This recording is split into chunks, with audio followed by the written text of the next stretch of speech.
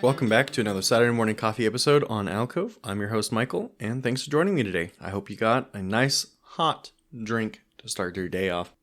I have been pretty darn sick like the last 2 weeks. I don't know what's been going around, but it's hitting me. It hit Faith. It hit family. That's next town over. And it just it took us out for like a week and a half. And so I have not had time or energy to work on content or work on some of the other things that I have been needing to. So thankfully, school classes ended before I had this really took me out. But because of this, I was up late last night, laying in bed, just staring at my notepad, trying to come up with the topics. Because usually what I talk about on this show on Saturday Morning Coffee are some like major thing or like something I thought about or was really hyper fixated on this week, and I couldn't hyper fixate on anything this week because I was just tired and preoccupied with just trying to feel better. But after we were feeling better, we had a little friends get together holiday party, and we were swapping stories about like the holidays and traditions and that sort of thing. And I'm going to save some of that next week because we're going to have my mom on and we're going to talk about family traditions. But out of this conversation with friends over came a funny story that I remembered from when I was younger. And it made me kind of think of like nobody really teaches us how to eat food that's not part of our culture or something that's just like a staple of your diet. And so when I think about this, I think of like pomegranates, artichokes, or in particular for this story, a tamale. I remember the first time I had ever seen a tamale. I think I was about 16 and I'd never seen a tamale, never heard of one.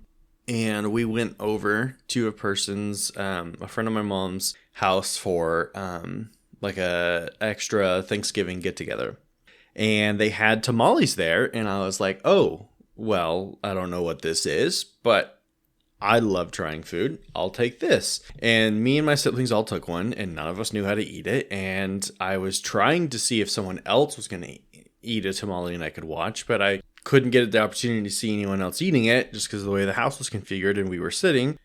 So I just kind of tried to bite and tear into the corn husk, and I couldn't figure it out. Couldn't get the mixture out of it. And I apologize. I'm forgetting what the term is for the mixture that's on the inside. But it was a nightmare. I felt so embarrassed. Like, why the hell can't I eat this thing, right? And I was just like praying to God that nobody saw me because I knew that the embarrassment would only skyrocket. And we just didn't know what to do, so we just ended up not eating them.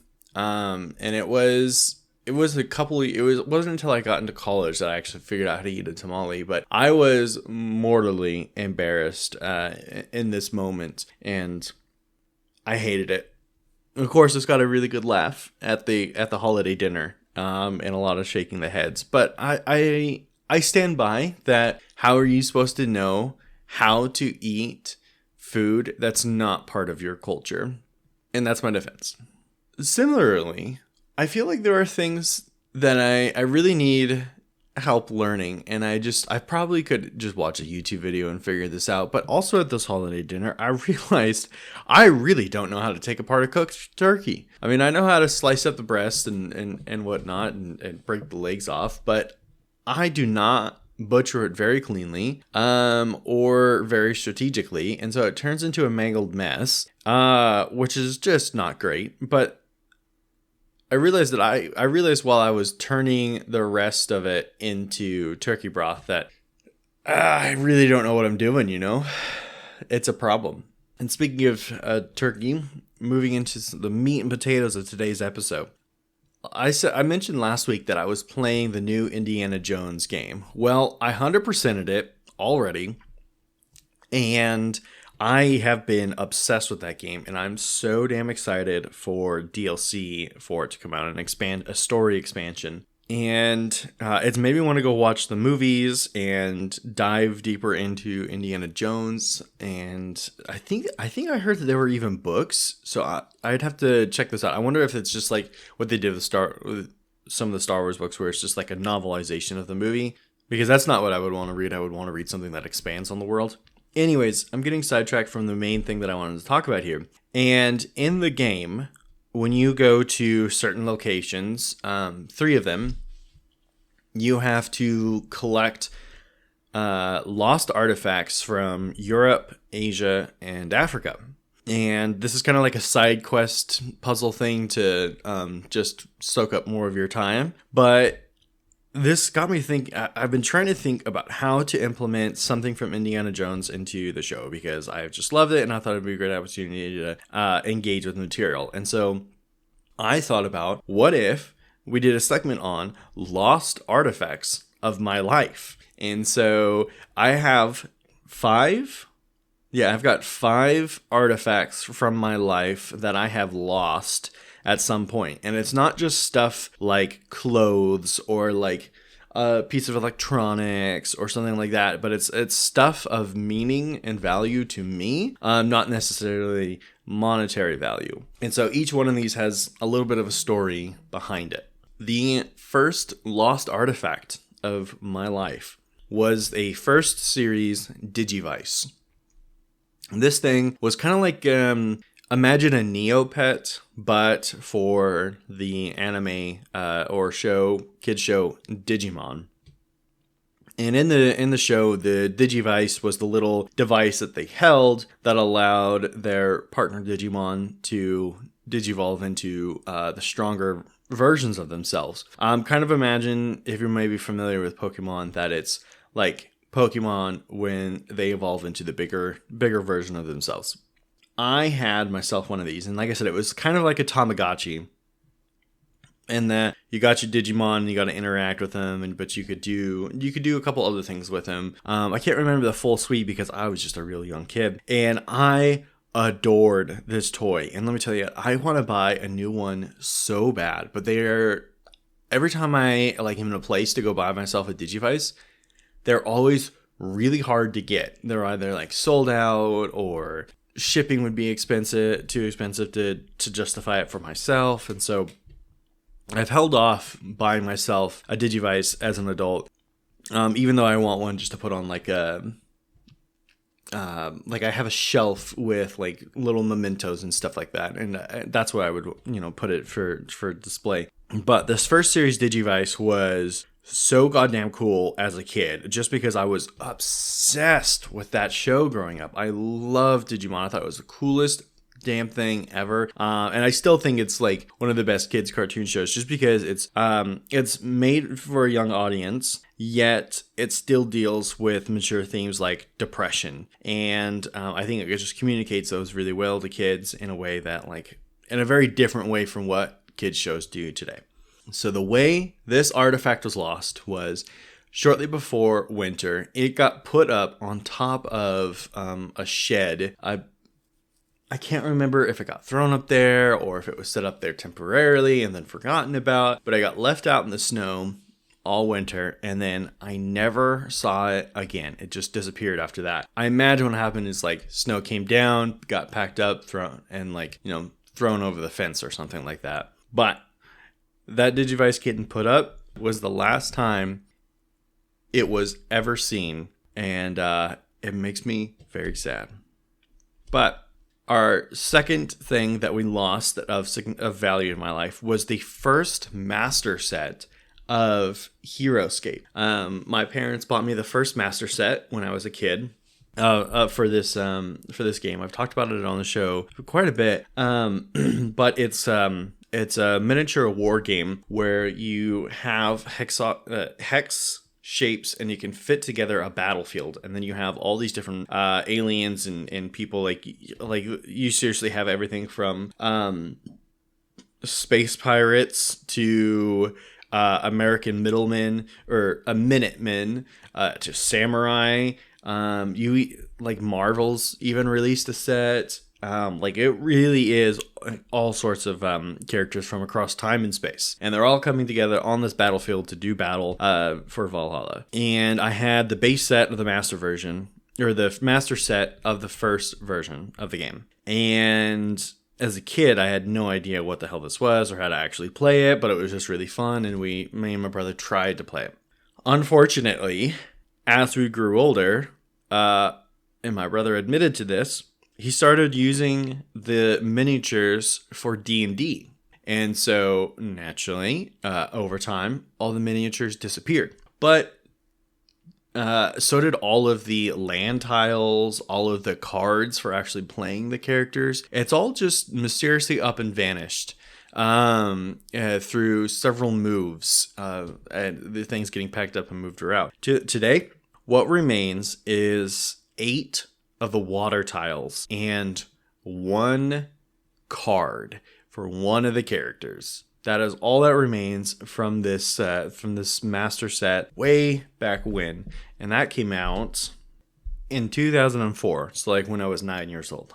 And this might seem just like a game, but it was a particular game that I spent a lot of time, a lot of quality time with my brother and playing, and it was actually very meaningful and a very fun game that I am absolutely just incredibly thrilled that it's making a resurgence, and I hope it's successful, and I hope there's a lot of people that start enjoying the game, because I have bought everything for the new release so far, and I am definitely filling in that gap left behind as a child from the original set. So I love this game. And I wish everyone would at least give it a try, just to know if they like it or not.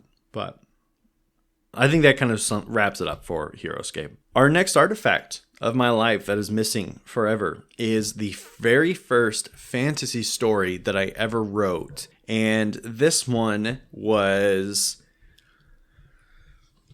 written when I was in, I want to say it was like 5th grade. And the story was only a couple pages long. And truthfully, it's actually more of it was half fan fiction and half kind of original. So it was like it took a lot of heavy elements from the Elder Scrolls video game series, and then a lot of just original ideas. Like the location was from Elder Scrolls, but the rest of it was all just original. And the original stuff did not mix with what the lore for Elder Scrolls was. So that's why I'm maintaining that it's not just fan fiction. Anyways, this first fantasy story I wrote when I was in 5th grade. That makes me, for a non-American audience, that makes me 10. I think that makes me 10. I think I was 10 when I wrote this. And little did I know just how much that would spiral as I got older. But all that's left today is a very hard to read first page of that story. It has, some water damage. It's been crinkled up and uncrinkled many times, and so it's and other defects, and it's extremely hard to read. It's both actually hard to read and hard to read because it was written by a 10-year-old. Anyways, the rest of the story is now lost to time forever, munched up in some landfill, never to be recovered, either physically or from the depths of my mind, because there's no way I could ever try to remember what was actually written there. Anyway, this fantasy story, I think, is what really set me on the journey of loving writing as much as I do. And I've always found throughout school writing about my life incredibly difficult. But if you ask me to write about something in a fantasy setting, I could just go off and off and off. I don't know why that is. I've always just found it incredibly difficult to write about my life. I remember in 6th grade, we were asked to write about something we did over summer break. And I just stared at the piece of paper the entire time period. In fact, I remember crying because I was so frustrated that I couldn't come up with any words to actually put on this piece of paper. And my teacher kept coming by to try and help me, but none of his encouragement was enough for me to be able to actually get out words about my summer on that piece of paper. And of course I just felt more and more embarrassed as I cried and got more frustrated, and it was a terrible ordeal. And I've always found it more difficult to write about my actual personal life than coming up with something just completely out of the whimsy of my mind. And I think that's the connection. But that first fantasy story, gone forever. And probably a good thing, because it is absolutely atrocious, as you would expect from a 10-year-old. Number 4 is actually kind of 4.5. It's a dual Lego minifigures. One was like this king, and the other is an unidentified Jedi. And I remember taking these guys with me to the store when I was, I must have been, I want to say I had to have been like 7. And I took these 2 minifigures down with me from our house, and I was walking to the store and back, which was 2 blocks away in a small little mountain town. Early 2000s, so the world was perceived to be a lot safer than what it was. Anyways, I used these minifigures for every Lego set I played with, and I absolutely loved them. And they're not, like, especially the King Lego sets, they don't really make those medieval sets like they used to, or really anymore. I don't think I've seen a medieval Lego set in the store in a very, very long time. And so this piece with his crown and sword and all got lost on that walkway. And I'm very confident, actually, that there was this gravel pile right just next to the house. And I had climbed the gravel pile, and that's where I had realized, oh shit, I lost my Legos. And I remember looking and looking and looking and never actually finding them. But those 2 were like my main minifigs, and I used them for playing in every set, and I was distraught. But I had also remember being told right before I left the door, hey Michael, don't take those Legos outside, you're gonna lose them. And then I did immediately lose them as soon as I walked outside. These, I've never quite gotten over the loss of these 2 minifigures, and I probably never will. Alright, the 5th and final lost artifact of my life is a Nintendo 64, the like semi-transparent or translucent green covering with all of my damn games. And I know exactly when it was lost. I had a babysitter come over to watch my youngest siblings. She was very temporarily employed by the family. The one break I had from helping raise my siblings. But what happened was, one day, she brings her son over and says, hey guys, I brought my son's Nintendo 64. Do you mind if I put yours up and you guys can just play his? And I'm like, that's really weird. Sure. So then she put it up in a cabinet. I watched the cabinet she put it in, right? And then we were playing on the Nintendo 64 with her kid for the afternoon after school, and all of our games got put up there too, which was extra weird, I noted.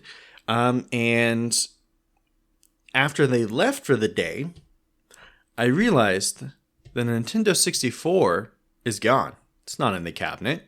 And I've had this thing for a lot of years. And we also had a lot of games. And then I start going, what the hell? And I'm looking around and I accuse her and she denies it. She tells my mom, no, I don't know what you're talking about. I put it up there. I never saw it after that. So maybe the boys lost it. And I'm having to be really careful here, because even though this happened like 15 years ago, I still get really fired up about this. And so I have to be careful because it just really pisses me off. But that day, in that mysterious cabinet of disappearance, my Nintendo 64 and a very large collection of Nintendo 64 games up and vanished forever. And I know damn well that shit is sitting went straight to a pawn shop. I never saw that the N64 again after that. And I cannot tell you the countless nights spent playing those games, and the time spent with trying to make friends with others by playing the Nintendo 64 as a young child. Like I had that thing since I was a young kid. That was like a big main source of play with like my brother and other kids that I was trying to become friends with. Eventually that was replaced with Xbox, obviously, but it was always a very important thing in my life for like social connection. And she put it up in the magic box that just swallowed it. That's the only real explanation there could be for it, right? Okay, I gotta move on. I knew I was gonna get too heated and frustrated about this. Pretty much at the end here, I just wanted to say, as another reminder, on January 1st, we've got the day one stream for 2025. We're gonna be talking about the year, what are my hopes and dreams about it, and what do I think is realistic. And definitely talking about the expected trials that we're going to have to go through on getting through a year of uninterrupted content delivery. 365 videos or podcasts being delivered on various channels, which now I have created a couple extra channels. So Purple Elephant or Productions PEP, the thing I'm working on, like I've mentioned before, this is just supposed to be an umbrella, and within it is caught all of these different efforts. So like the Alcove podcast, the Tabletop Oasis for board and card games.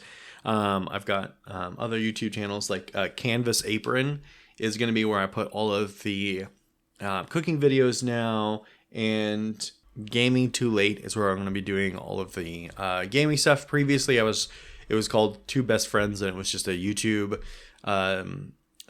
or it was a playlist on the main like Pep YouTube channel. And now it's going to be its own spinoff because it's going to be expanding and doing other things. And so these are all independent channels. I'm kind of modeling to an extent like lifestyle brands or lifestyle influencers where they have different YouTube channels for each of their like niches. Like they've got like vlogs on one channel and then products on another channel and family on another channel, kind of like that. And so I've got all these different channels now to more accurately divide up the content, especially because if you are only interested in the cooking stuff, I don't want you getting berated with content about like or release noise about video game stuff or board games or anything like that. So I think the best way to handle this is just by dividing it up into different YouTube channels. So anyways, that'll be all next year. We're going to be talking all about it on January 1st, and then it's going to lead into a video game stream. I don't know how long it's going to be yet.